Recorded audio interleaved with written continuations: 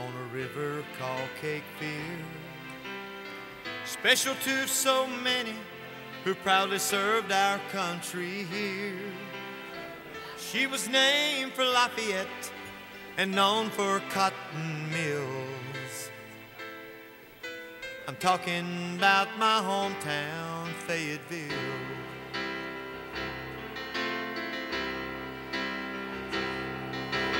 My hometown, Fayetteville. I'm so proud to be from here. It don't take long when you're away from home to find out how you feel. It's always good to come home to Fayetteville.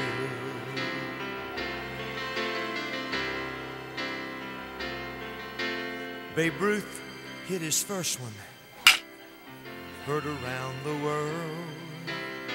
Sherman marched with the Union and burned the arsenal.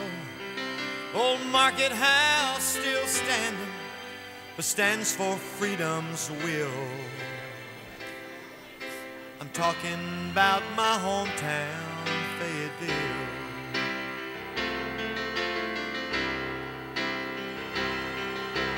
My hometown, Fayetteville. I'm so proud to be from here. It don't take long when you're away from home to find out how you feel.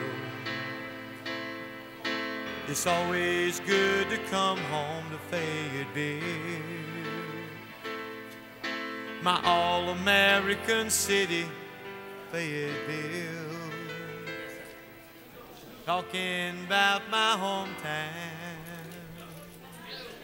How you been? Haven't seen you in a minute. Fayetteville.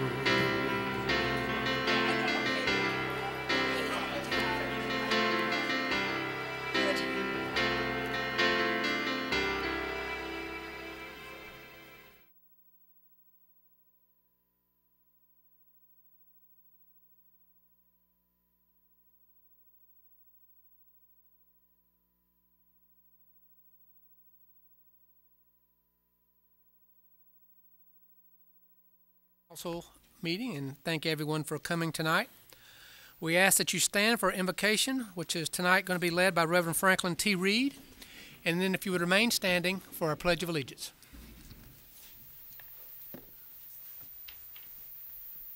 Give all praises to God.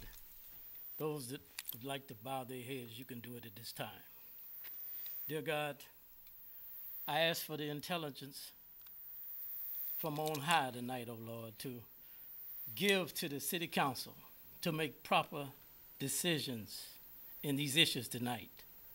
Reuben Hurricane Carter was a victim of driving while black.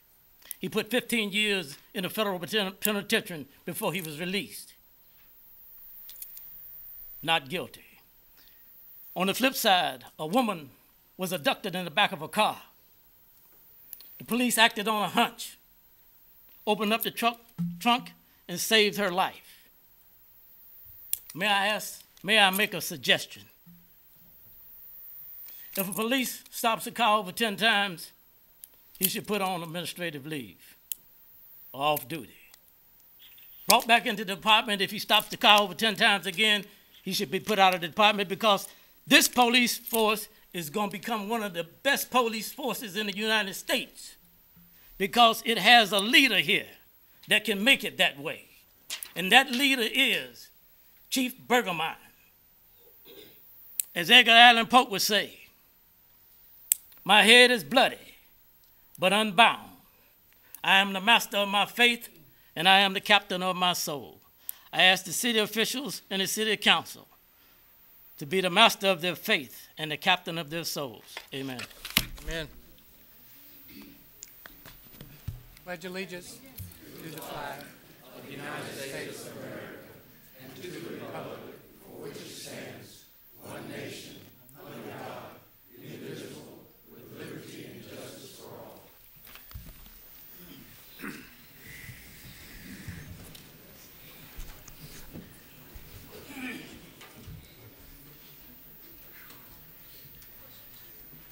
Council will begin with item 4, which would be approval of tonight's agenda. Does I entertain a motion? Mr. Mayor, I would move that we approve the agenda with one addition. All right, Mr. Art. That we add item 8.5, including a public hearing to consider closing a portion of Farmview Drive. Okay, Mr. Harper, is there a second to that motion? Second. Thank you, Mr. Massey. Any discussion? Let me ask for your vote on the motion to approve the agenda with the addition of item 8.5, please. That's unanimous of Mr. Bates here. Okay, that's unanimous. Thank you. Council move now to item 5, which are tonight's announcements and recognition, and we have some very exciting news to share with you tonight. I'll begin by asking Mayor Pro Tem Hare to go down to the podium as we have representatives from our fire department to come up as we share with you some exciting news. The Fayetteville City Council congratulates the Fayetteville Fire Department for their success in achieving international accreditation from the Commission on Fire Accreditation International. Yeah, well deserved.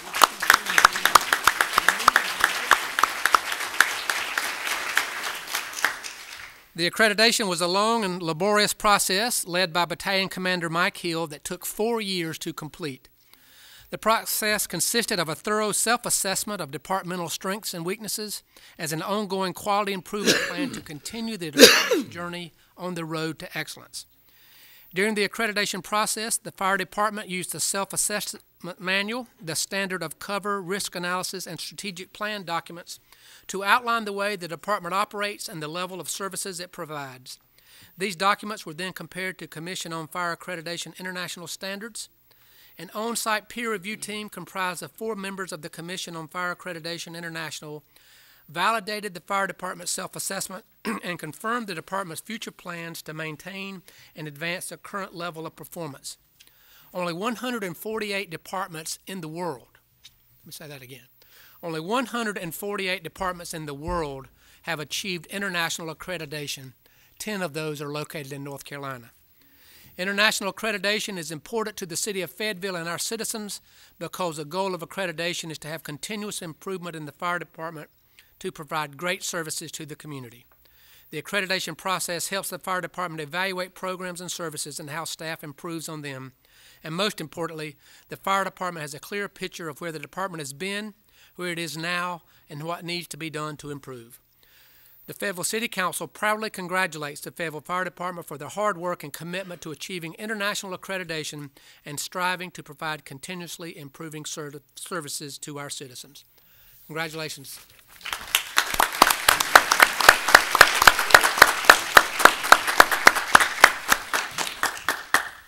Again, thank you, Mayor.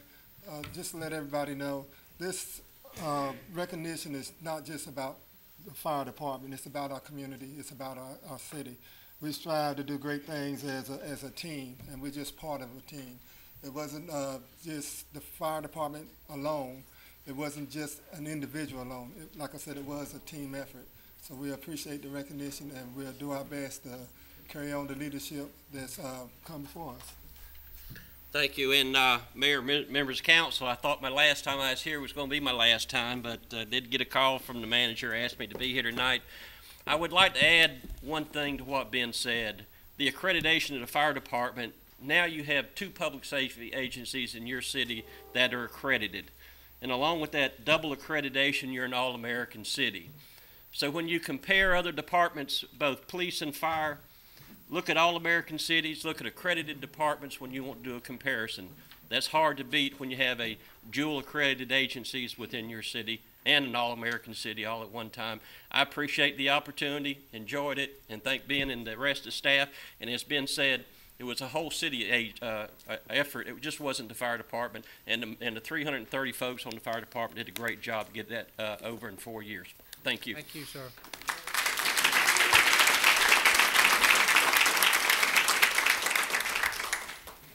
Mr. Iman has a special presentation. Mayor Schiavone, members of the City Council, and citizens of the City of Fayetteville, tonight it gives me great pleasure to announce the appointment of Ben Major to the permanent position of Fire Chief of the Fayetteville City Fire Department.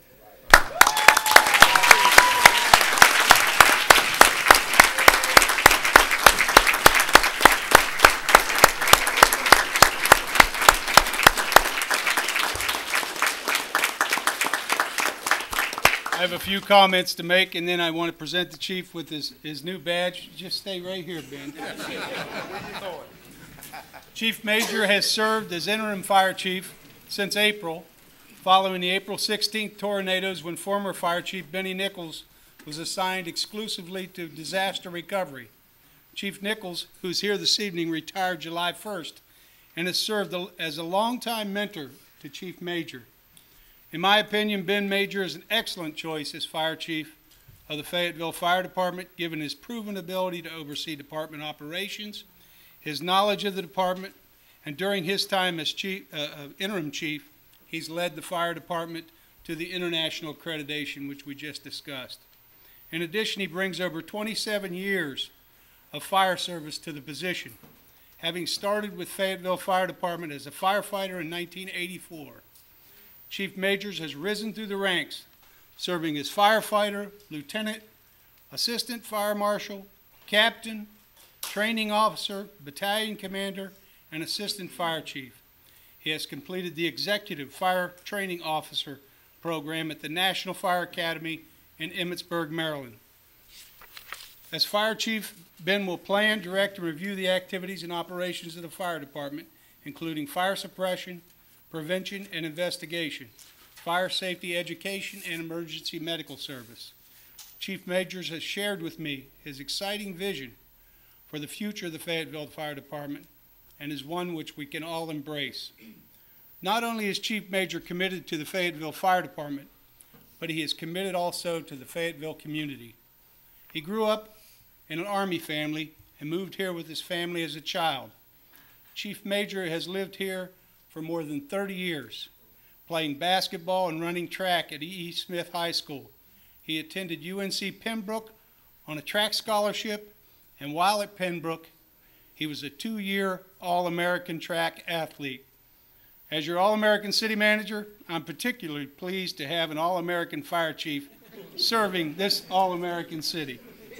In closing, Chief Major is devoted to the fire department and providing great service to the citizens of Fayetteville.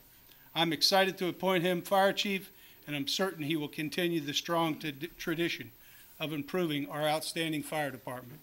And so with this, Ben, I ask you to come forward. I want to present you with this badge, Fire Chief badge, the city of Fayetteville, and I'm sure you'll wear it with pride.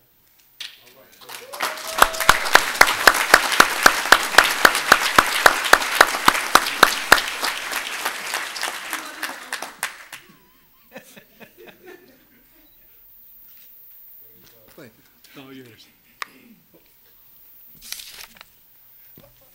Again, thank you, Mr. Iron and Mayor and Council. This is an exciting time for me, but it's also an exciting time for our department and hopefully an exciting time for the community. It isn't about me as an individual. It is about the organization. And when I say organization, the City of Fayetteville Fire Department and the City of Fayetteville as a whole. We do believe in that team approach, and that's the way that's our outlook going forward, and it always have been. I am fortunate to have Chief Nichols as a mentor. He's done a lot to help prepare me for this position. Nobody can do it on their own. Also, I'd like to mention previous chiefs, past chiefs. I've served under Chief Nichols, Chief Hall, Chief Piner, Chief Johnson. So some great chiefs who led the way for me, and I plan to make them proud as well as the city of Fayetteville proud. Thank you. Mr. Mayor. Mr. Mayor. Mr. Mayor. You want to introduce? If you want to go home tonight. You probably saved me. Yeah. This is my wife, Rita Major. And we also have two sons who couldn't be here. One is a freshman at North Carolina Wesleyan.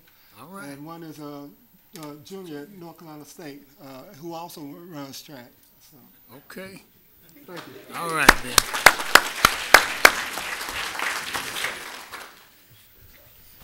Okay, we'll move now to some additional great news for you. Mr. Chris is going to help me with this. We have some guests from Ghana, West Africa. Mr. Thompson Abayote Shivani to get that out, to come up, sir. He arrived on September the 11th to honor an invitation from the Emoja Group in partnership with Fayetteville State University to present a Textile of Unity exhibition at the Rosenthal Gallery through October the 16th. In addition to the activities at Fayetteville State, he's been holding Conte weaving demonstrations in some of our public schools and in other local venues, and today he was at the Airborne Special Operations Museum. That type of weaving is a 12th century form of art that has been passed on from generation to generation. Mr. Avayote started weaving at the age of 8 and continues to weave and represent Ghana in many different parts of the world. He is highly respected for his dedication to quality and for his willingness to help others. And Mr. Chris has a small token of appreciation from the mayor and the city council. So we're happy for you to be here tonight, sir. Yes. Sir, in behalf of the mayor of the city council and the citizens of Fayetteville, it's indeed a pleasure to welcome you here. I don't know if you know, but about 25 or 30 years ago, we kind of stole the Ghanaians' dress. We called it kente. And so we began wearing it in cummerbunds and vests and hats and all of that. And I still have them hanging in my closet. As I look tonight, I saw my vest hanging in there. But we welcome you to the All-American city of Fayetteville, and we hope that you will convey to your president, His Excellency, the Professor John Evans at the Mills, how we appreciate having you here, and you're welcome in this community anytime you come. In behalf of the mayor and the council and the members, citizens of this city, I present you this coin of the city of Fayetteville, North Carolina.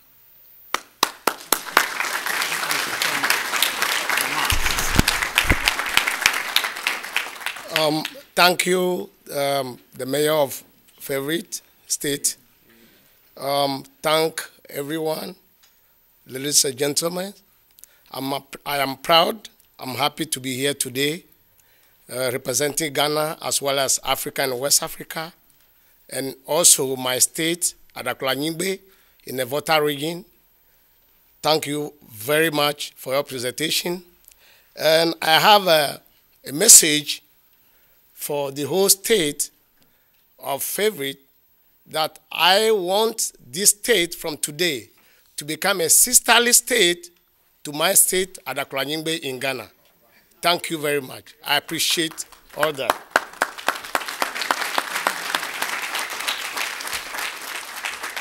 On behalf of Emoja Group, I'm presenting this to Mayor for the Fayetteville, the city of Fayetteville. Yes. As something that they have to, when they see it, they'll remember what I have done, what Emoja Group done, Yes, sir. and then as well as Ghana. Thank you. I was Thank you hoping to very take this home with me. Yeah.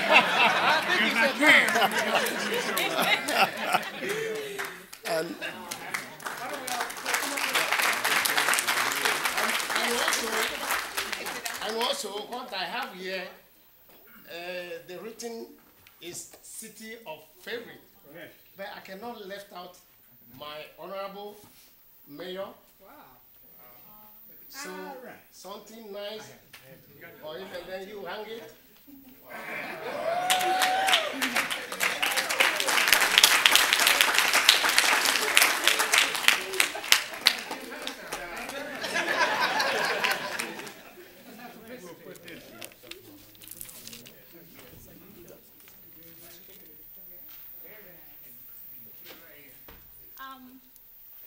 I know we haven't finished. This will be a surprise. Your many accomplishments, as stated below, are a testament to you as an amazing artist. We thank you for sharing your art with us and for taking the time and effort to visit our village. May your journey be a blessed one as you have blessed us with your precious art. Fayetteville, North Carolina, 10 October 2011. And this is for you, Thompson Ya Abanyoti.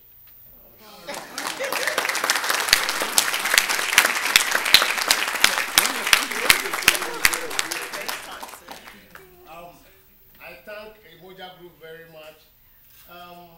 They surprised me because I saw this and I asked them, what is this? Because I know we are going to present two item to the mayor and then the city. And they say, oh, this is from somewhere to the mayor. I don't know, it's from me. So I thank the Moja Group and the people of the state very much for the marvelous job. Thank you. Thank you, sir.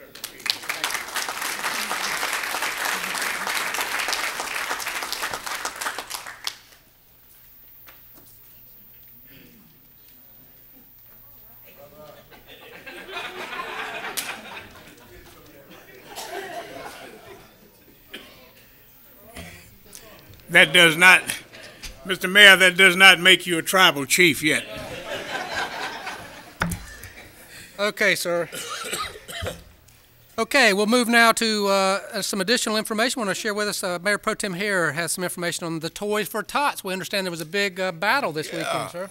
There was, Mayor. I had the opportunity to go over and be a part of this Toys for Tots football game, and we had a winner, and we had several blue uniforms in here tonight. I guess one is going to come up because our police department won over the Cumberland County Sheriff's Department. She's Mrs. Sandra Mitchell is going to come forward and make that. And that's going to be presented by the organizer for Cumberland County, Miss Sandra Mitchell.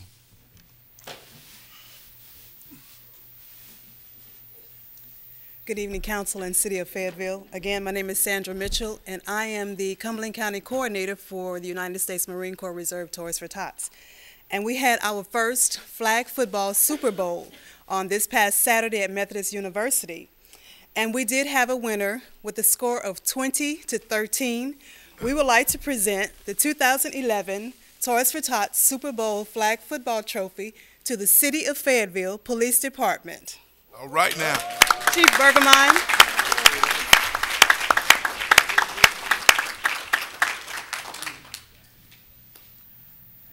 Chief Bergermine, the football team, we are going to present it to you. This is the first trophy for the Toys for Tots. Thank you, sir. All right, we got football, we got softball. What's next? Congratulations, team. Yes.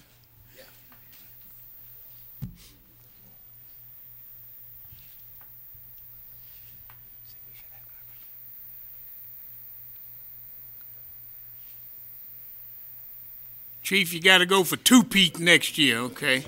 And then three-peat. Well, there was no injuries and no fights on the field, so it was a good game. Okay, Councilman David, do you have an announcement, ma'am? Yes, thank you, Mayor. I would like to announce to everyone about the Fall Into Work job fair. It'll be taking place this Wednesday, October 12th, from 9 a.m. to 2 p.m. at the Crown Expo Center. This is from 9 a.m. to 2 p.m. It's a free event open to the public. There'll be over 100 employers there. And don't miss this opportunity for a successful future.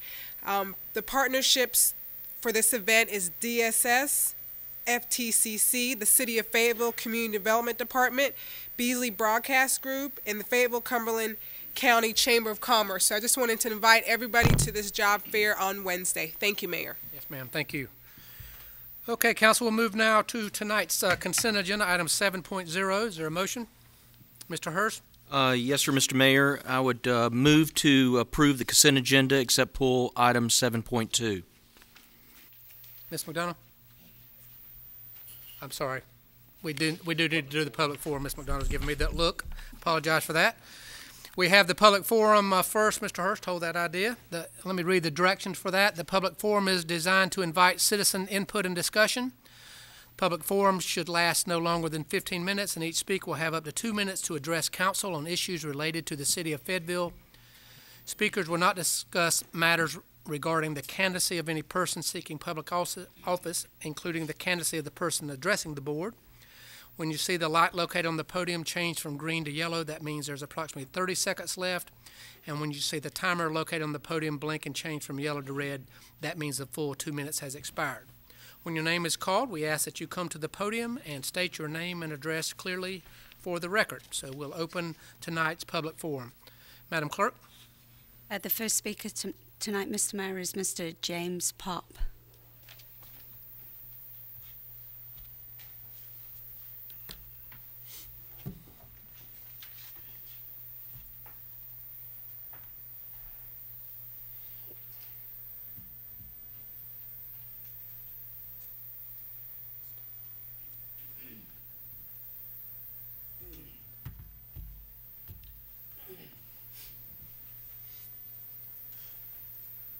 James Pop, 101 Goodyear Avenue, 28303. Good evening, Mayor, City Council members. Introductions are not needed. It looks like the criminals are taking over. What you see before you now is the map of the Broadale neighborhood that was in the Community Wellness slideshow presented by Chief Bergamine in the spring of 2009. What you see is an active community watch group with no crime. This slide is the same neighborhood for 1 week in August of 2011. The green dots are B&Es. On the front page of the Fayetteville Observer on Sunday, 21 August, you ran the headline, "Break-ins Plague Elderly Residents of Broadale Neighborhood." At that time, in the previous 6 months, they've had to endure 23 B&Es, 15 larcenies, and 16 acts of vandalism. This concerns me because my neighborhood of Cornbow was founded at the same time, and the residents are the same profession: military, teachers, and doctors. This could easily happen in our neighborhood. We are fighting to keep our neighborhood a safe place to live. The only ally we have in that fight is the Fayetteville Police Department. I know this is an election year, but don't handicap law enforcement just to seem concerned just for votes. The number of illegal guns found in the first 7 months shows the effectiveness of the policy in place now. 24 guns were seized during consent searches, but 101 more guns were found doing the other searches. During the last redistricting of the city, our neighborhood was split in two, with some even number houses in District 4 and the odd number houses in District 3. The good, law-abiding voting residents of our neighborhood are watching this vote. It is real easy. The police have to go where the crime is, just like the fire department has to go to the house that's burning down. Thank you. Thank you, Mr. Pop. Come, sir.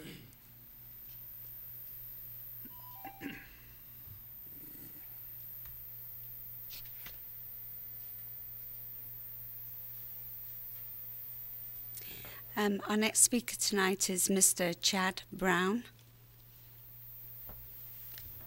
Mr. Brown?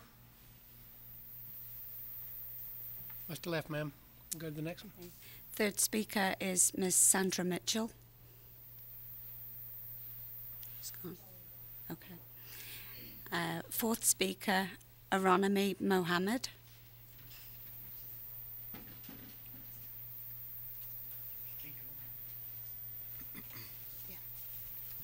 With the name of God, the beneficent, the merciful, the one God who created both heaven and earth and all that's in between.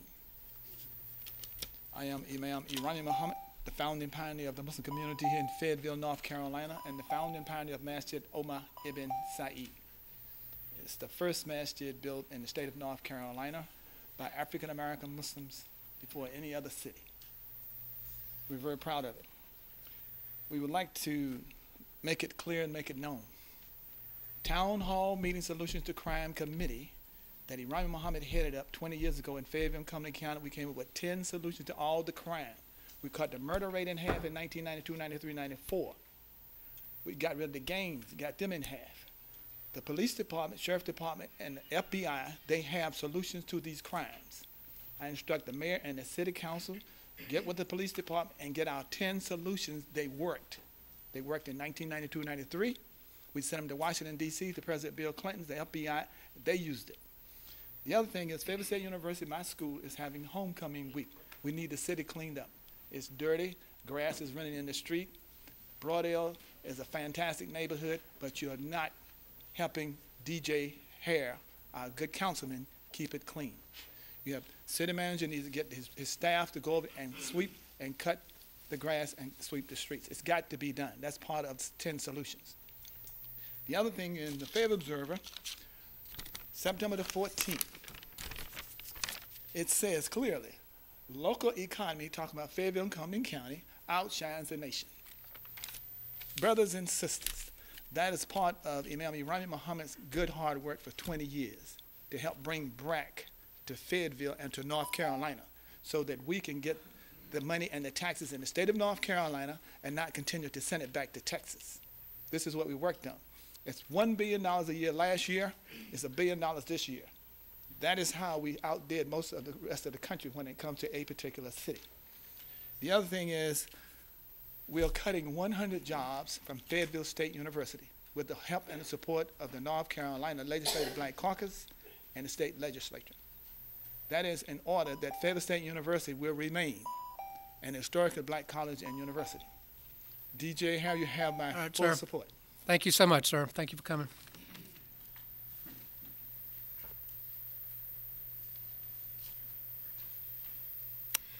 Our final speaker tonight is Miss Louise Hammond.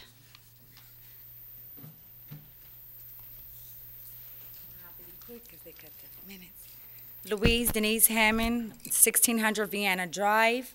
The first thing I would like to say is I teach my children to walk right, talk right, and treat people right, because at the end of the day, God sees all and hears all. I pay my taxes and I also vote. I'm a servant of the Lord, and I'm on my way to be a servant of the North Carolina citizens. On September the 28th, 2011, while at the magistrator's office, I felt very disrespected by the workers that are supposed to protect and serve. Instead, they neglect and hurt. One of the individuals was an African-American woman. Now, once the individual pronounced her name, her demeanor and attitude wasn't professional. I came to get help on a situation that I thought could be resolved at the magistrator's office. Unfortunately, I was let down by the individual being rude and nasty with it. In front of my child. At this time, I asked the individual, is there any other worker that could assist me in this matter? At that time, the individual stated to me, quote unquote, remember, you came here to get help. So as I left out to the sitting area to wait on the next individual that was an African-American male that was no better than the last individual that I had before. He overheard me state to my daughter, I'm a woman of God. Quote unquote, he stated back, ma'am, people come down here with Bibles all the time in their hands and go to cussing and carrying on. That was enough for me. So I asked the individual what was his name and also the worker before that, and also the hid person over them. At that time, I waited for a few minutes. A few minutes later, the African-American woman came out at the door and stated, in order to get my name, what's your name?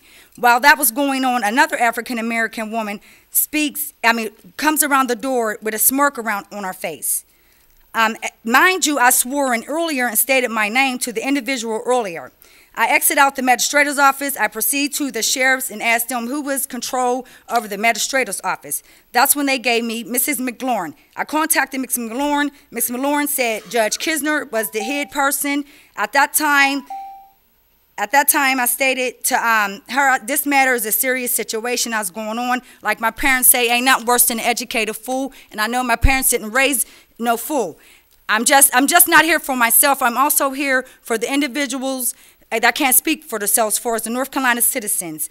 Can't speak for themselves. Thank you. We need to be kind of wrapping this up. Okay, thank you, members, for you taking your time out and for us, the North Carolina citizens. Thank you, ma'am. We appreciate you coming.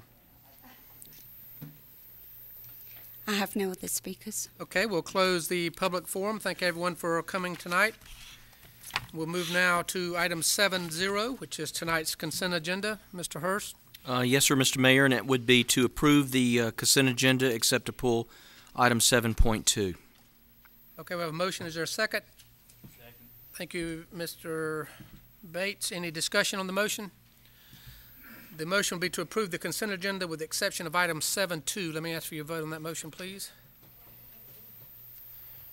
That is unanimous, and we'll move now to item 7.2. Thank you, Mr. Mayor. I move to waive and reimburse for 3 prior years the fees, penalties, and taxes for the rental property the rental management category, and also to adopt the attached ordinance amendment regarding catalog sales. Have a motion on the floor. Is there a second to the motion? I'll second, Mr. Mayor. Thank you, Mr. Arp. Have a motion and an appropriate second. Discussion or questions?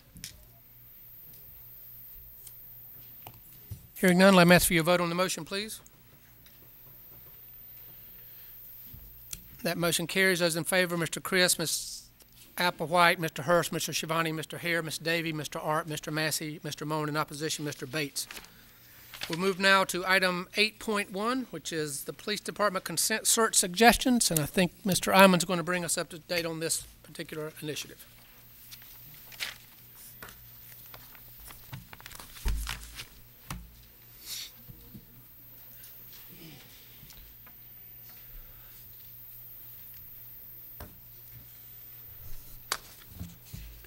Good evening again, Mayor, City Council members.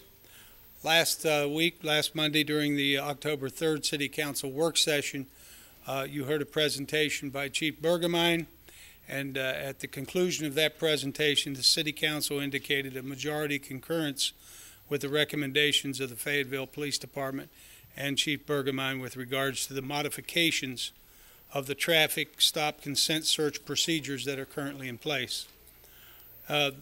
That was a 5-part recommendation, basically, and the first part would be that from this date forward, police officers will document an articulable reason for conducting a consent search or asking for a consent search.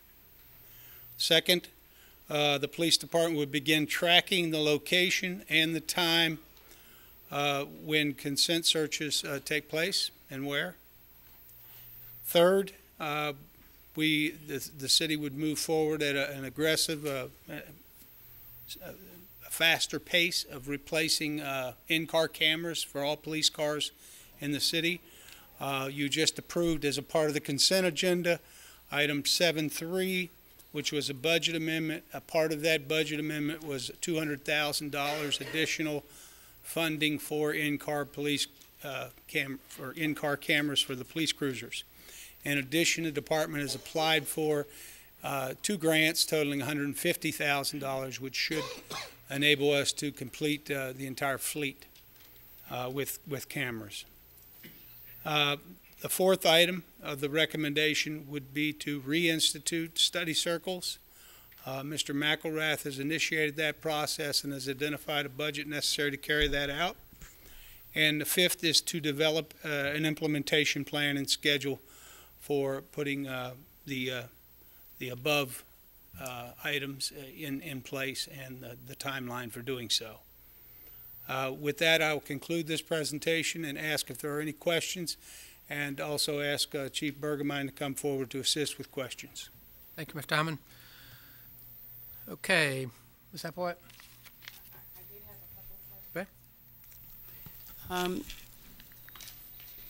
Mr. Iman or Chief, the fifth part, that was the development of the implementation timeline. What is that, and when do we get the particulars of that? The most, I think probably the biggest issue involving when we can implement the new, all the recommendations, has to do with training the officers. We currently have some mandatory training that is in process, and we hope to be able to slide in the new training schedule, but that is yet to be determined, the exact dates of that. But at the latest, I believe, Chief, do you have the update on that information? Yeah, by the latest by the end of the year. By December, the procedures will be implemented? Yes. Okay. Yes, ma'am. Okay. And similar question for the study circles. I know that Mr. McElrath was having a big meeting about that. When would you anticipate, possibly requesting citizen participation, and in general how, just a brief overview of how that process will work and when? First of all, we will have to train facilitators, identify facilitators and train them, and we also will have to begin recruiting. We are hoping to have our facilitators in place by December, and that we would start our study circuits near the end of December or the 1st of January, that we will go through June and hope to at least get at least 200 people through the training at that time. And we may be able to do more, and it may possibly be less, but we think that would be a good number, around 180, 200 people. Okay, and, so we'll be soliciting citizen input for citizens participation. all over the community. We'll be recruiting through all kinds of organizations and groups, and we'll have that information for you. If you need more details, we'll be glad to provide that. That'd be great. Okay. And Mr. Iman, one more question. I think you kind of told us this before, but we've approved the additional money, the additional $200,000, and we're waiting for the grants to fall out. What is the time frame would you anticipate that the cars are outfitted with the cameras? There's a number of steps we have to follow. I don't have the identified schedule at this time, but we would have to go through procurement, purchasing, actually purchase them. The council would have to approve the purchase at a meeting, and then we would have to have them installed. We're moving along with the installation. There was some glitch in the installation there, but we've worked through that now, so we're moving along with installing them much quicker. I don't have a precise date. Perhaps the chief does. Would be approximately 3 months. Oh, that's real good. Okay. How So long what? does it take to deliver 'em? Brad, how long for the delivery? So it will take a while to develop. Well, we have the RFP done, I suspect, but we have a bidding procedure we have to go through that takes, you have to give the bidders a couple, 3 weeks at least to prepare their specification or the bids, submit them, and bring it to a council for approval. So 3 months is going to be right, pushing it, but we'll shoot for that timeline. Okay. So I would hope that, there's a couple moving parts here. So I would appreciate if the council could get somewhat regular updates on, on specific milestones as, particular item is accomplished with either of these factors, that we could be updated as to where we are and what remains to be done, if that's possible. Why don't we just ask for that at every work session, Ms. Applewhite? Why don't we? That'd be great. November, December, and January work sessions, and we'll make sure there's an agenda item for an update, if that'd be. Yes, sir. If everybody feel good about that? Yes. Did you say every work session, right, sir? Yes, sir. Okay. We have some additional questions, Mr. Massey? Thank you, Mr. Mayor. The first question I have about three. First question I have is, when we talk about item 1, documenting an articulable reason for search, would that reason be articulated to the driver and to the office, or would it only be something that is maintained in the office? Well, when I explained the articulation, we bumped it to one articulate reason or for the request reasonable suspicion. That would be documented on the report. We've worked out a way for the officers to enter in the system, and we'll be able to map it. And I was not, but did that not would not mention. be shared with the driver. No, sir. Thank you. Next question. We talked about tracking location and time, and of course, this information, as I assume at this point in time, is not being maintained, but somehow can be maintained once IT people get done with it. How far back will this go, or how far back should it go, or can it go? And then what kind of timetable do we have to make sure that that kind of thing happens? Staff worked out the procedure for getting it done with a third screen on the new system that we bought. Now, was it discussed last week on the past data? So there was no discussion from us on past data. So at what point would this process kick in? At what point would you start maintaining statistical data on the locations and or time of these consent searches? Once all our officers are trained, that computer interface is up and running, which we're currently working on. That data will be starting to be kept at that point in time. So for the first 3 months, that data will not, in other words, until December, well, that data will it will be documented on their citations. Okay. The question was, all right, in other words, now would that start occurring before January? No. It will only occur after January 2012? Yes. Okay. Third question, which probably is going to go right specifically to City Manager Iman. Approximately how long do you think it will take to get each patrol car equipped with appropriate videotaping materials to allow the kind of observation or to allow the kind of reporting that we want? Well, again, we've elevated the speed in which we're installing them. I'm not sure how many we have in place right now that need to be installed. I'd have to research that and get back to you. But we have to purchase the new ones. That's going to take 3 months probably to get them delivered. And then At least the 3 installation. months to get them. I believe so, reasonably by the time we go through the purchasing process and get everything else done, and then a 3-week delivery, 2.5, 3 months, I got to think, and then we'll get them installed just as fast as we can after that. In light of the interest that council has in this area, is this something that we could move forward more aggressively on the bidding process? PwC again does our purchasing, so I'd have to talk with them to see how they could elevate or speed that up. We're buying it from the one company. We got a sole source. Yeah, Is we it could sole do source for the- council could probably do a sole source if we can justify that.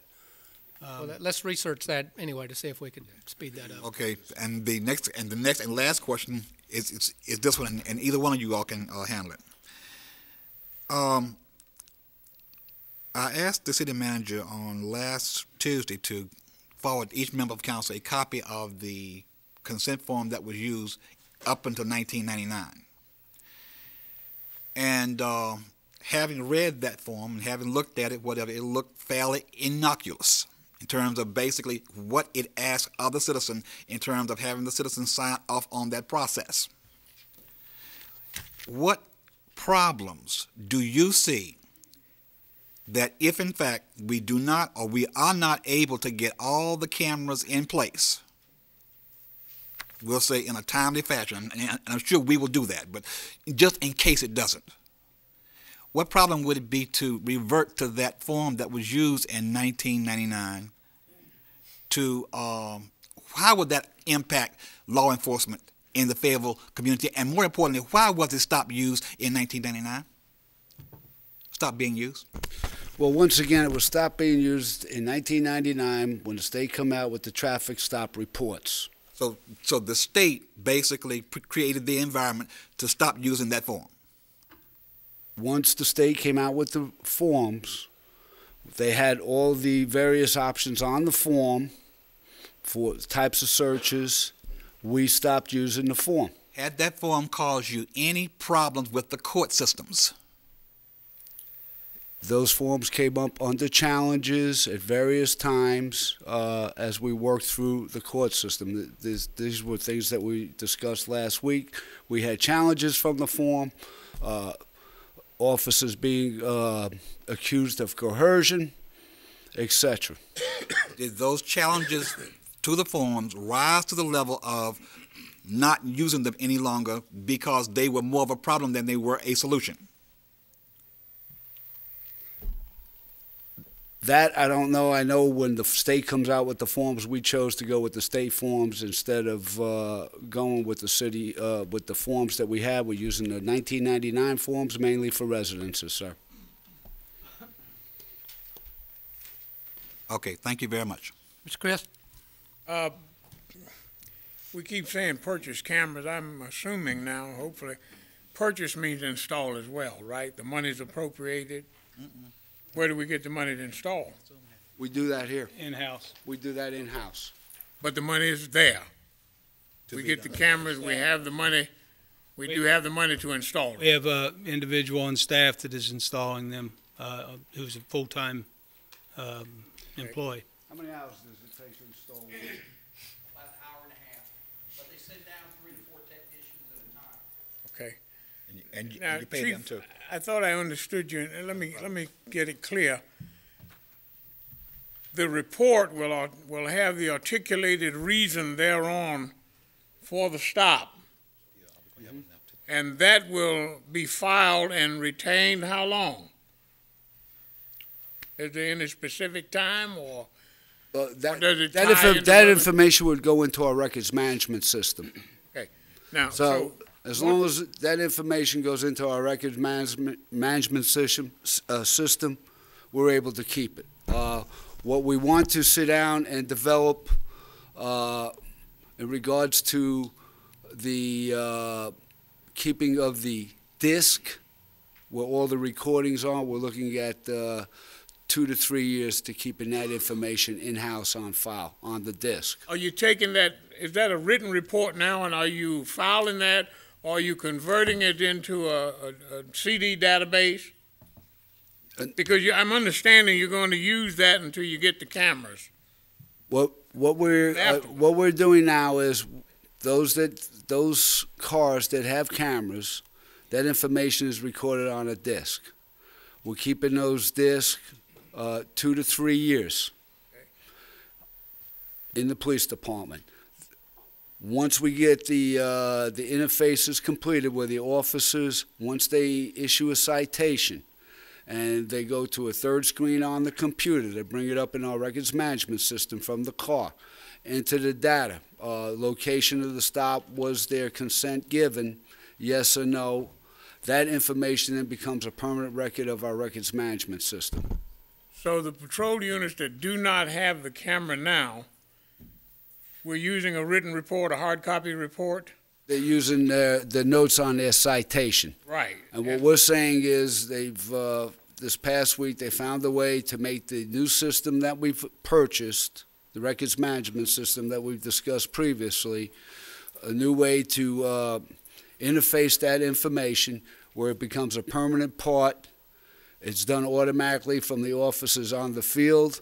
Those reports, all our reports that when they're done via computer, they're brought up on the PCs from the officers, and they're reviewed by the supervisors.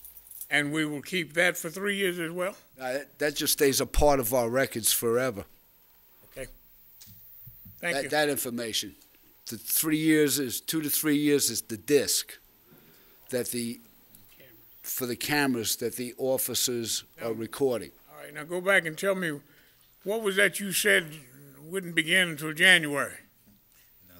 That would be the time when we'd be able to do the other training that we have on schedule, mandatory training through the state. We'll be able to have everybody in the police department completely trained up on the procedures, the policy, and every one of our sworn officers attend training to be conducted by Ms. Bradley, the police attorney, and in-service training. So that means the articulable reason will not begin to show up in the database until January when it will become mandatory?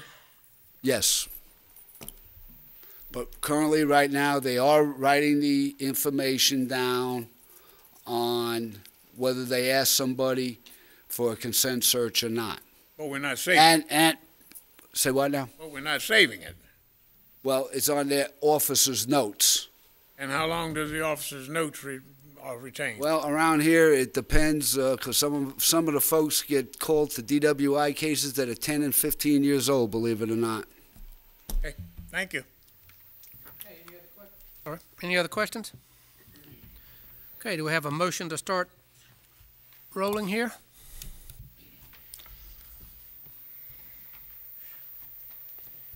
Ms. Applewhite? Mayor, I move to implement the 5-part solution that was unanimously approved last week, which includes the documentation of one articulable reason for the search, to track the location and time of the consent search, the installation of the in-car police cameras, also the beginning of the study circles, and the development of an implementation timeline, as a caveat, to provide monthly updates at our work sessions. Okay. Is there a second, Ms. Applewhite's motion? Second. Thank you, Mr. Hurst. Have another question, Mr. Massey? Mr. Mayor and Council, I would like to enter a substitute motion. Okay, sir. I would like to make a substitute motion that would encompass the 5 elements that were approved on October the 3rd, Monday, which will include the 5 items that were listed by Council Lady Applewhite, with the addition of an item 6, which is the reapplication of the 1999 consensus search form. This form, which is to be signed by tax-paying citizens, grants permission for officers from the Fayetteville Police Department to search residents, persons, property, and/or motor vehicles. The officer may take whatever items of property whatsoever which they deem pertinent to their investigations. Period. Thank you, sir. Is there a second to the substitute motion? Second.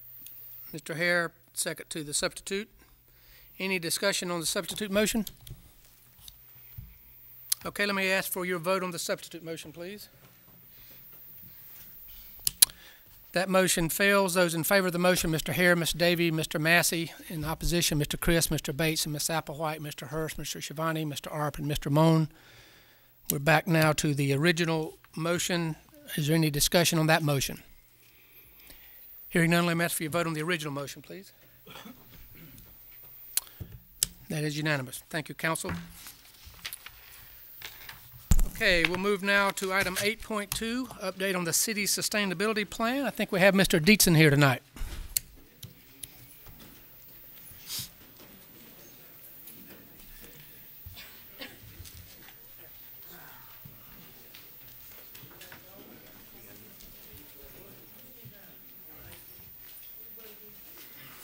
Big guy.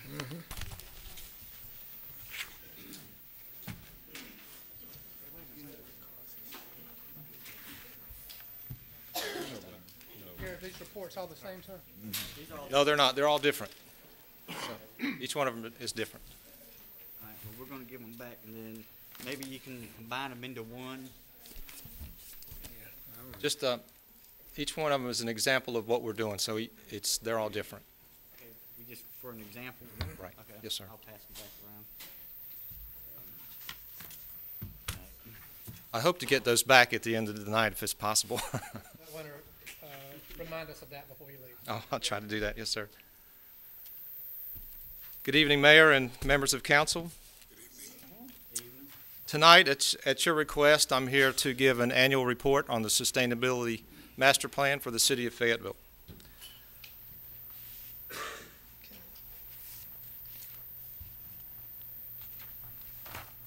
Just a little history behind the plan in itself. June of 2009, we hired Greenworks Partners to assist us in developing the city's sustainability master plan. The consultant was paid for through the Energy Efficiency and Conservation Block Grant funds. That's part of the stimulus funding. And as part of that process, we held public meetings and completed stakeholder interviews. And following the development of the plan, there was a public hearing, and council voted unanimously to approve the plan.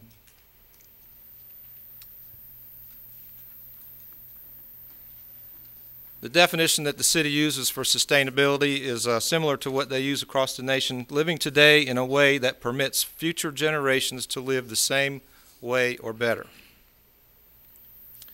The city's sustainability plan promotes energy and carbon emission reductions, producing economic benefits, regional cooperation, preserving neighborhoods and affordability, healthier communities and social equity, and leading by example and assuring accountability. The plan identifies action items in 4 major goal areas: environmental and natural resources, planning, community, and city agencies. The first item under environmental and natural resources goal area is air quality. And we are concerned about this item and air quality as well as water quality, open space, and natural resource protection. Under air quality, hitting some of the highlights, the EPA was scheduled this year but did not tighten their air restrictions. So we are still, as Cumberland County and Fayetteville area, are still in compliance with the EPA regulations on air quality. That's subject to change. They haven't issued a date when they plan on rolling that out. When they change that air quality standard, we may become unattainable. The city and PwC have purchased several hybrid vehicles and 1 electric vehicle, and we plan to continue to purchase hybrids as we go along. Any new diesel trucks that we purchase are now built to new emission standards, and by doing that, it's helping to clean the air in the community. The new engines burn off particulate matter. If you remember, the old diesel engines used to see the black smoke coming out. The newer engines, you won't see that anymore. We have installed 1 plug-in electric vehicle charging station, and that is now at the Transportation Museum Annex. If you'd like to go by and see that. Is that do people pay for that, Jerry? That was a free item. We got that through a grant application. One of the contractors who purchases and installs those actually got the grant, and they were able to place 20 of those throughout the state. We were able to get one. We're working on a second one now. And again, there'll be two additional. I'm sorry. People use it? I don't know if anybody has used it yet, but it is on a national grid. So if somebody's looking for one in the area, it'll pop up on their dashboard if they're driving an electric vehicle. You can also find it by going online, and you can use your smartphone and find it that way. But because it came as a grant, we're prepared to let them plug in free? Currently, they're plugging in for free. A lot of places now where they're being used more and more, there's the option to charge for that service. And that will probably come back to you at a later date once it starts getting used, and ask for or just recommend maybe that we. What is the power source of the electric plug-in, Mr. Dayton? It's the building itself. Electricity. Right. And Just we to give pay you for that. Yes, sir. But We're going to give it away free. To give you an idea, if you plugged it in all night, it'd be about $1.50, sir. That's $1.50. I understand. Thank you.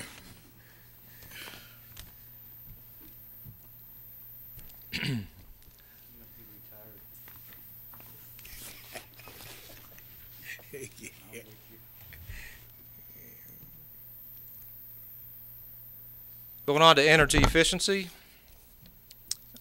We hired one energy efficiency engineer through the Energy Efficiency and Conservation Block Grant, and 2 interns came from through the state Energy Intern Program. So together they've cataloged our utility bills, found anomalies and errors in those utility bills, identified rate schedules that are more beneficial to the city,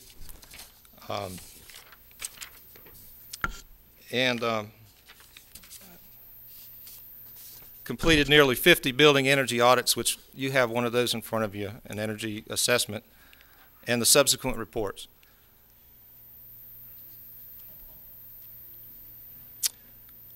A brief update on the Energy Efficiency and Conservation Block Grant projects that the city is undertaking now.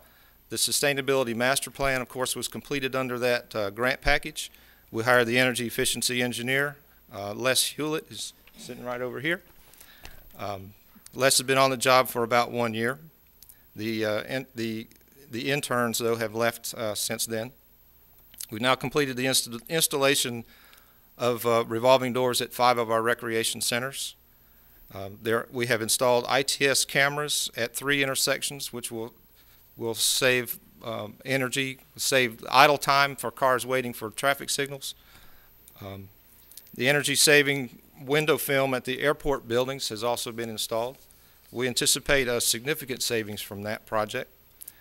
The purchasing right now is working to revise a bid that we had out for a cool roof project for City Hall here for rebid. We went over our budgeted amount, and we have to revise that bid and send it back out again.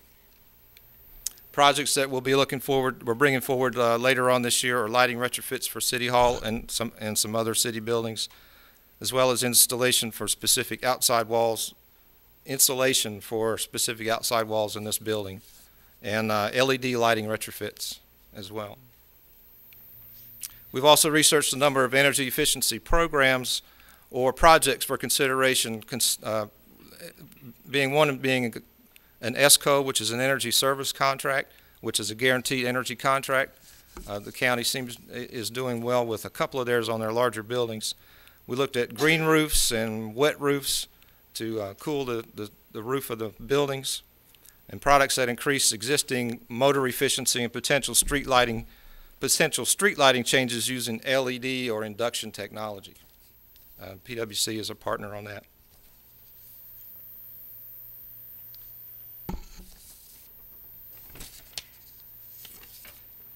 Going on to energy audits. Energy efficiency team has developed a 2.5-year usage history, which now serves as a baseline, and we have completed over 50 energy audits to date. In the process, they have identified some anomalies in utility billing, metering issues, and rate schedule inconsistencies. Through this analysis and negotiation with the utility companies, they were able to correct those issues and in some cases save some money. Many retrofits recommended in the energy audits will have a return on investment of between 1 and 2 years. Alternative energy, we're looking at the feasibility of some solar projects. This area around here is not good for wind energy. There is some possibility of methane gas generation at the wastewater treatment plants. PwC has completed a study on that. There's also a desire to do a study for low head hydroelectric power generation on water lines with continuous flow, and particularly those at the wastewater treatment plants where the water is continuously flowing through the pipes. There's a private firm also interested in developing a local wood waste to diesel fuel plant. And as a part of that, the city would be able to purchase the biodiesel at a reduced cost from that facility. We'll buy our wood waste too, huh? That's correct. Thank you. We'll get it for free. We got to pay for it. Okay, moving on to water quality, the city's stormwater utility is in charge of this program, and they have been working on the following items. Enhanced maintenance during the last year. The city street maintenance division cleaned more than 11,900 linear feet of drainage system by the jet vac process. They have continued to do limited creek cleaning, as well as removing trash, debris, and undergrowth from existing ditches, channels, and creek banks. They have investigated possible illicit connections or improper disposal activities on 114 documented work orders. The Stormwater Division has continued in the in-stream ambient water quality monitoring program in each of the city's major watersheds. And they've conducted public awareness activities that have been designed to educate the public and help them recognize their responsibilities in reducing stormwater runoff pollution. Industrial inspections are prioritized based on those with the greatest potential to cause environmental harm and impact the quality of stormwater runoff. 26 were inspected in the past year. They also continue to work with other agencies, including PwC, the Health Department, Parks and Recreation, and the Ranger program there. Going on to water efficiency, the city, as it renovates buildings, they retrofit their fixtures to install low-flow fixtures whether it's practical. Parks is continuing to comply with the PwC's odd, even watering days at athletic fields and landscape areas. And our department, as part of the utility analysis, is beginning to review the water bills also for anomalies or overuse, low or no use, and meters to see whether we can do without those meters or reduce the usage. Moving on to recycling, multifamily recycling began August the 28th of this year, and we are seeing a number of multifamily communities coming on board with that. We are still reviewing those for non-compliance, and we don't have those numbers at this point to give you, the ones that are or aren't in compliance. Recycling totals this year dropped some. They dropped about 800 tons this year. I'm sad to have to tell you that, but I think there could be a few good reasons for that. It could be for the heavy deployment of our troops this year. Usually if the troops are gone, then some of the family members will go back home to their families. It also could be the loss of our tornado-damaged areas. We had 3 very heavily hit neighborhoods that were without, that they probably didn't recycle for a period of a number of weeks. And quite frankly, the market now, the manufacturers are reducing their packaging. So, I mean, it could be a number of those things. Of course, now with multifamily recycling, we would hope that that number will go up next year. Transit recently began recycling trash from their bus stops and for the buses. They weren't currently doing that before. And as of July of this year, Waste Management began recycling on holidays. And so we did get some residents saying if their recycling overflowed that they would put it in their trash cart instead of recycling. So hopefully that'll help a little bit too. And the downtown development manager worked out a grant package and purchased a number of solar compacting, recycling, and trash containers that are placed in the downtown area for the use there.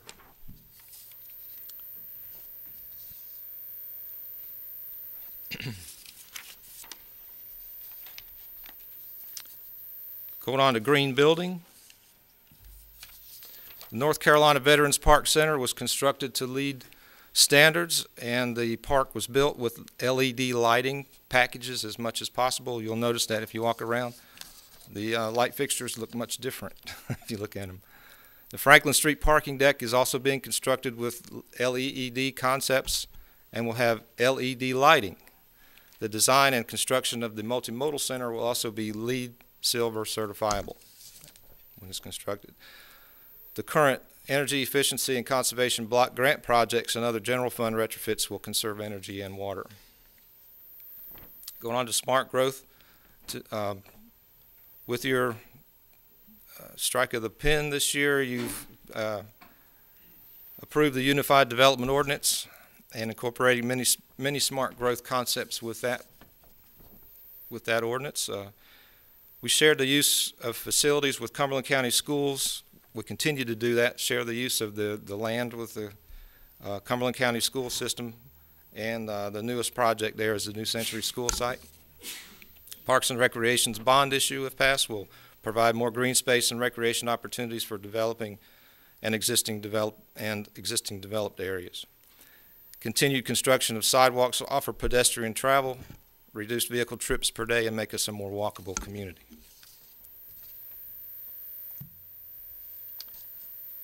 Going on to alternative transportation, the Metropolitan Planning Organization Bikeway and Pedestrian Connectivity Study was completed this year. The Downtown Linear Park Corporation, in cooperation with Parks and Recreation Department, is completing Phase 3 of Cross Creek Greenway in the downtown area, and this will connect to the Phase 2 of the Cape Fear River Trail. The city is designing that phase of the river trail, and that will begin construction next year. Blunt's Creek Greenway is also under construction in the Hope 6 area. Some preliminary work was completed on the Little Cross Creek Greenway section from Masrick Park to North Carolina Veterans Park. Transportation Action Committee has submitted the Beaver Creek Greenway to DOT as a candidate for a transportation improvement project. Many of these off-road trails are made possible by land banking of properties along the stream corridors that are normally undesirable for traditional developments. Mr. Deason, what's land banking mean?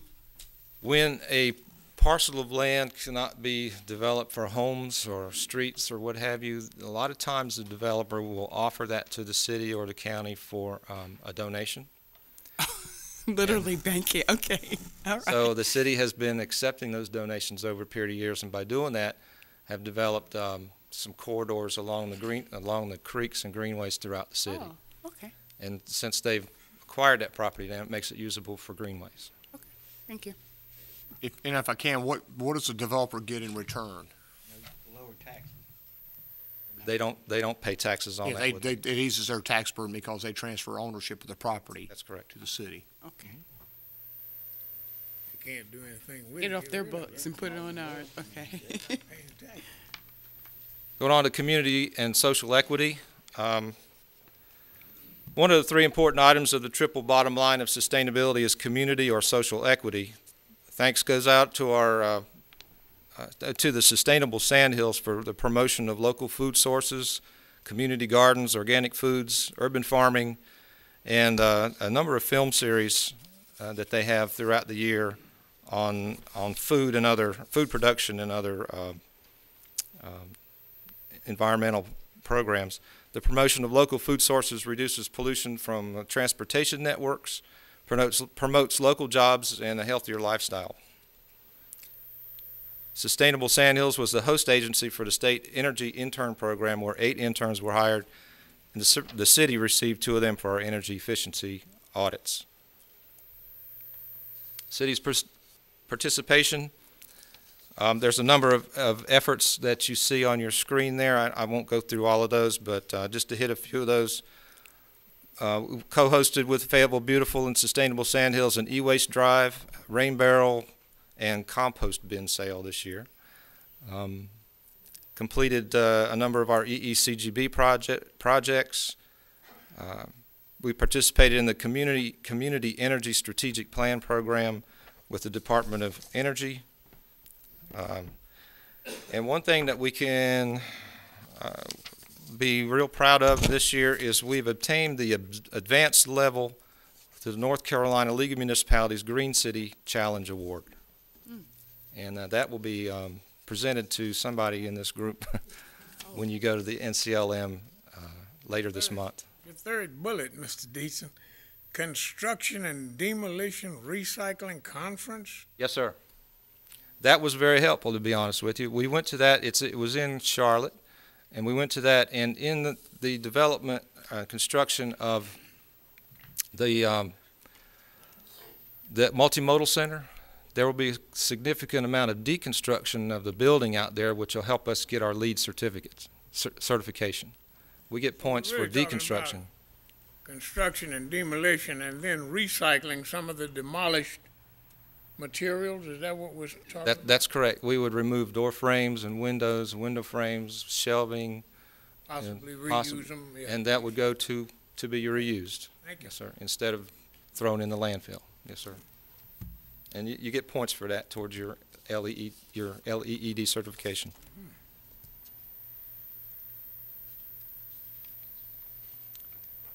Going on to economic development, Sustainable Sandhills has certified about 90 businesses in this area as certified green businesses. Environmental Services Department obtained its green business certification and will be assisting in rolling this program out to our other cities' buildings. PwC continues to develop plans for their sustainability campus. This facility will help promote green jobs in energy efficiency, alternative energy, and water conservation fields. Other local communities have developed recycling programs similar to Fayetteville since we started ours, and this has provided additional jobs in the local recycling business. Multifamily recycling will provide additional green jobs to Fayetteville.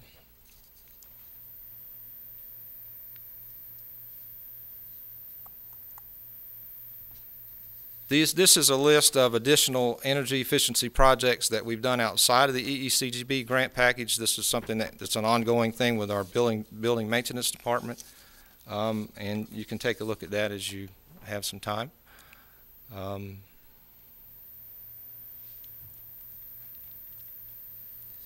This is PwC. These are a few of the projects that PwC is involved with relating to energy efficiency this year. PwC has become a leader in the Southeast in the smart metering program. This allows the utility company or the client to dial back energy consumption to reduce peak demand without much discomfort. PwC has 100 of those meters due to be delivered this month. Looking at the year ahead, we plan on completing the EECGB projects by the due date of October 2012. The energy audits will be completed by the end of this calendar year. There were, Les, help me, how many city buildings we're working on? About 55. 55 or 56, so those are wrapping up now. We've got 6 or 7 of those left to complete. We anticipate requesting funding for energy efficiency retrofits for low-cost, high-yield projects identified in the energy reports as we go through the budget process. An additional plug-in electric vehicle charging stations will be installed, preparing for consumer needs, and 2 of those are going into the Franklin Street parking deck. What's the rough cost of those charging stations? You know, offhand, I know it'll vary. They're roughly $4,000 a piece. 4,000. Thank you. We intend to incorporate LEED standards in the design of the multimodal center and the site and building site and construction. And with that, the Sustainability Master Plan is available on the city's website. If you go to the city website and go to departments and then environmental services, you'll find it under there. And with that, that's the end of my presentation. Stand ready for questions. Mr. Dietzen, that was a very good report. Have any questions from council? I have one. I'm not sure Mr. Dietzen has the answer, but I'll ask it anyway. As I look at your initiatives on Fire Station 17, yes, sir. Bailey Lake Road, and that's mine, the water consumption went from an average of about 12,000 gallons a month to 1 month over 37,000 gallons. What was the cause of that? Do you know, or is that an answer for our new chief? That is a good question. I know Les has been working on that. We believe there could be a leak at that facility. Again, if we didn't do these analysis, some of those things may continue to go on without us noticing them. Did we determine what that was, Les? I personally believe it is a leak. MacFur knows about it and says that according to the fire department, they did do some additional testing that required more water, but this is potable water. So I believe there's a leak in the slab of the building because the dormitory end of the fire station has a humidity problem and they're having to run the air conditioning almost year round. So we may come in one day and the thing is sunk about 5 feet or something? Well. Okay, any other questions? Okay, could we have a motion to accept the report as presented? So moved. Thank you. Is there a second? Thank you, Mr. Bates. Any discussion on the motion? All right, let me ask for your vote on the motion, please. Thank you. That's unanimous. Thank you, Mr. Dietzen. Good work there, sir. Thank you. Okay, we'll move now to 8.3, which is presentation of the Appointment Committee recommendation for boards and commissions. Mr. Hurst, chairman of that committee. Thank you, Mr. Mayor. Mayor, members of council, the Appointment Committee, which consists of Mayor Shivani, council members Valencia Applewhite, Bill Crisp, and myself, met on Thursday, September 29th to fill vacancies on 4 of the city's boards and commissions. And from that meeting, the committee selected the candidates listed in your agenda packet on page 8311.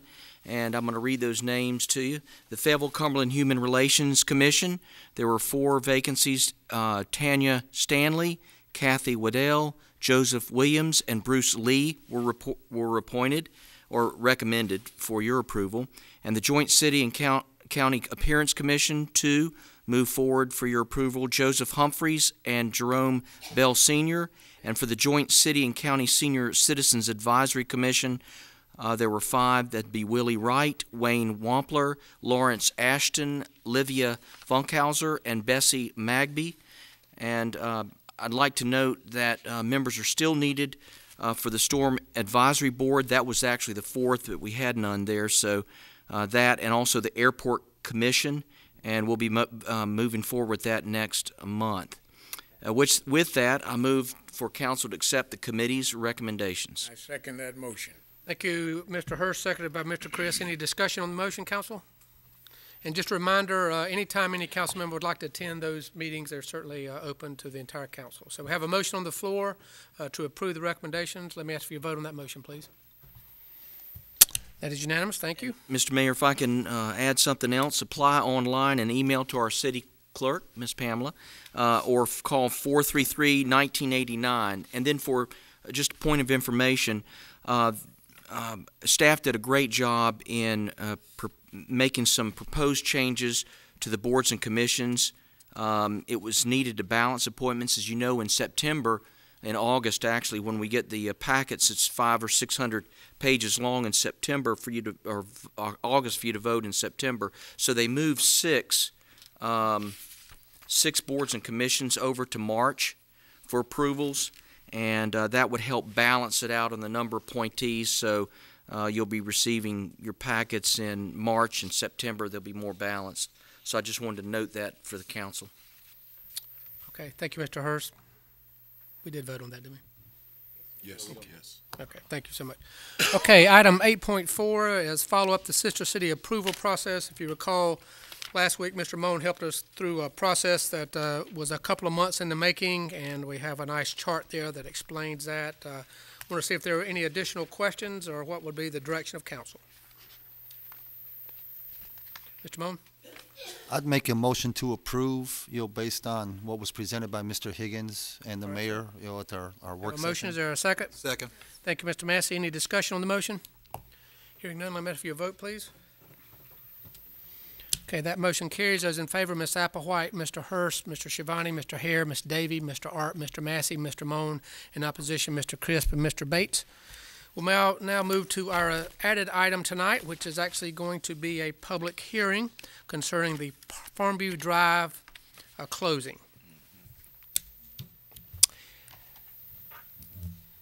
Mr. Thompson, thank you for coming, sir. Good evening, Mayor's Council. This is a closing on Farmview, a public hearing for a closing on Farmview Drive. It is a street that is unpaved. It's actually, it doesn't even appear as a street. It's closed right now as far as it doesn't have any traffic. It's got trees growing on it. But we had a request on July 29th from Mr. Cleveland to close the road, and Farmview splits the parcel down the middle and the owner would like to make the parcel more marketable. So we mailed notices to all the property owners, adjacent property owners, on September 13th, informing them of a public hearing on October 10th. And before you tonight is a resolution calling for a public hearing regarding the proposed closing for this road. I'm not sure if there's anybody here to speak for or Well, we'll see if we have a question for you. Any questions for staff at this time? Okay, we'll open the public hearing and see if we have any speakers. Ma'am, open the public hearing. Mr. Mayor, council members, we have no speakers on this item. We'll close the public hearing and entertain a motion from council. Mr. Bates? Thank you, sir. I'd like to make a motion to approve the closing of portion of Farmview Drive as presented. All right, Mr. Bates, have a motion and an appropriate second by Mr. Hare. Is there any questions on the motion? Are there any questions on the motion? No, I'm sorry, that was a vote. Okay. Sorry. Let me ask for your vote, please. I've hit 2 again. That's unanimous. Thank you very much, council. And I believe that concludes our business tonight. Ask for a motion to adjourn. So moved.